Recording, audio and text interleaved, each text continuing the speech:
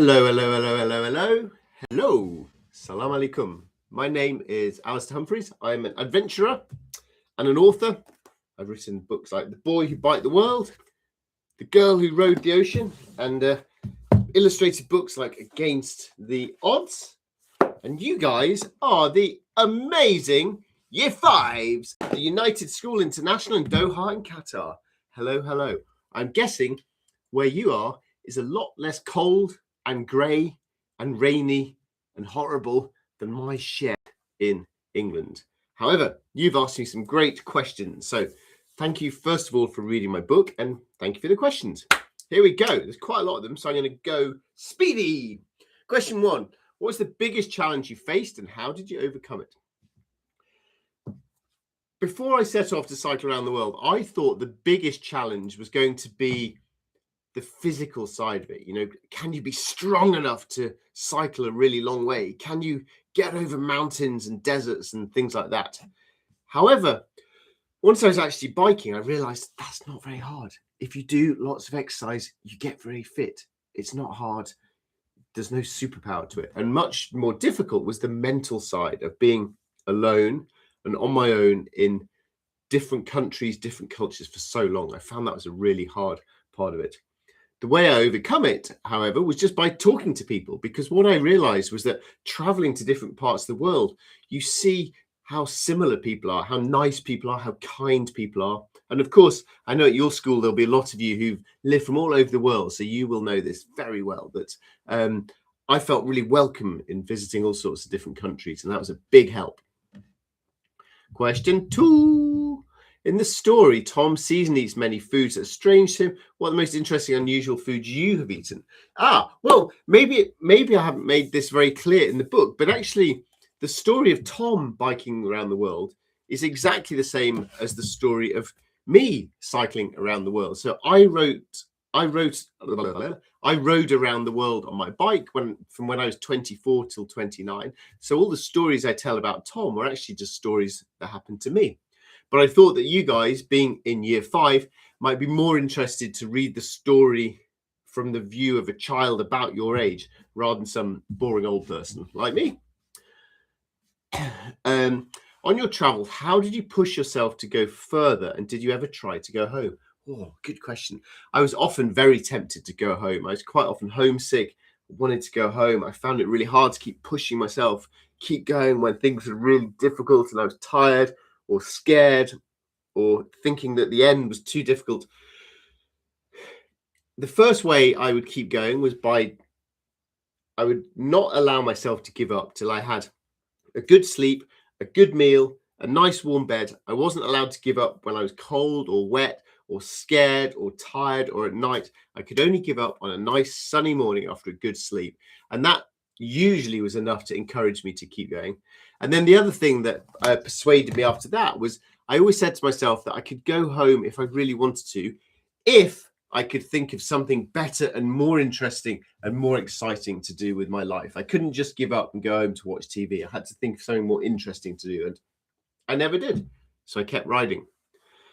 If you could do another big adventure, where would you like to go and why? Well, I'd really love to go to the moon. I think that is the most awesome adventure, but probably not going to happen. I did apply to be an astronaut once, but I failed. Not clever enough. If I could do a big adventure, I would really love to go across the outback of Australia. And the reason for that is that it's a part of the world I've never really been to. So I just love going places that are new to me. If you could take anyone dead or alive to accompany you on your long journey, who would it be and why? Wow. Well, it'd be quite tempting to take some famous explorers along to help you. Or maybe I'd take Bruce Springsteen, my favorite musician, to sing songs around the campfire at night, or my best friends or my family. But I actually think a really useful thing to do would be to take some world leaders, take some presidents from different countries and take them on a bike around the world. And the reason I would do this is because it would show the world leaders what other people in other countries are like. And it would help world leaders realize that foreign people are not enemies and that they're just good, normal people like we all are. And I think if world leaders could see how wealthy they were, how lucky they were in their own countries, and see how poor other parts of the world are, and see how much people are really suffering and struggling, then maybe they might be a little less greedy and a little less trying to take all the money and all the power and all the resources for themselves.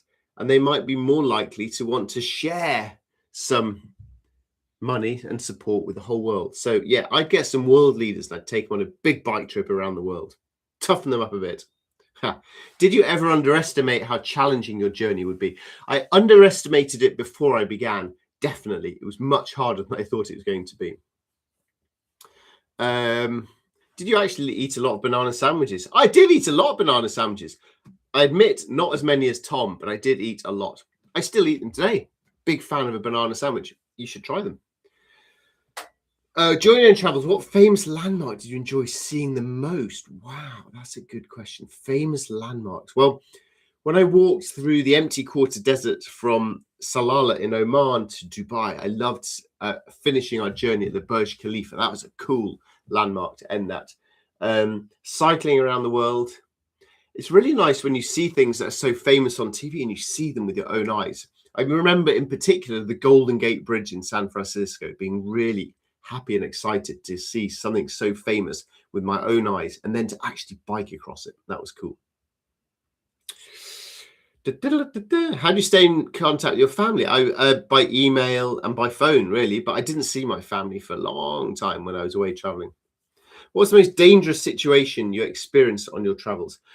I don't really like dangerous situations because I like staying alive. So I try to make sure that I'm in control of a situation. And I think there's different ways of looking at risk. You can, because going on an adventure is more dangerous than sitting at home watching TV, rowing across an ocean in a small boat. There are risks there, but there's another risk to look at as well, which is to look at the risk if you don't do the adventure. Imagine if you say, I'm not going to bike around the world because it's too risky, and instead I'm just going to sit at home and watch TV and stay safe. Well, there's a really big risk there of you wasting your life, of not fulfilling your potential, of not seeing all the exciting and wonderful places in the world, of not learning who you are, of not becoming self-confident and growing.